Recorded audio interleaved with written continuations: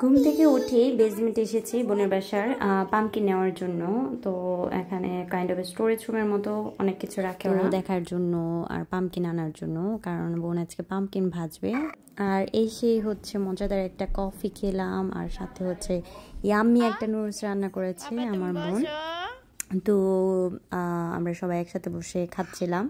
খাবার দাবার শেষে বোন হচ্ছে একদম দুপুরে রান্না বসায় দিয়েছে। এখানে হাঁস কষানো হচ্ছে শুকনো শুকনো করে, আর এই যে পাম্পকিনগুলো সুন্দর করে ভাজতেছে। তারা দুইজনই হচ্ছে হাজব্যান্ড ওয়াইফ, খুবই ভালো রান্না করে। তো যাই হোক, আমরা এদিকে গল্প করতেছিলাম আর আগের কথা মনে করতেছিলাম। সবাই এখন সংসার হয়ে গেছে, কত রান্না বান্না করা যায়, আগে তো আমরা রান্নাই করতে পারতাম না। তো এদিকে কারিটা প্রায় হয়েই গেছে, আর হচ্ছে দাদার সালাদ কাটাও হয়ে গেছে। দুপুরের খাবারের সাথে ছিল হচ্ছে মূলা শাক।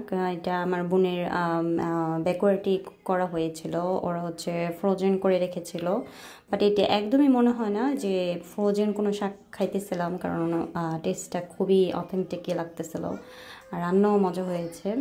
তারপর বিকালে আমরা আসি কিছু গ্রোসারি কিনতে, যেহেতু আগামীকাল আমরা মেরিল্যান্ডে বাঙালি হচ্ছে আমার বোনের ফ্যামিলি থাকে। তো ওদের এখানে অনেক সবজি, অনেক ভ্যারাইটি, অনেক কিছু পাওয়া যায়। ওরা যেখানে থাকে এটা হচ্ছে 45 মিনিট ড্রাইভ সিলভার স্প্রিং থেকে।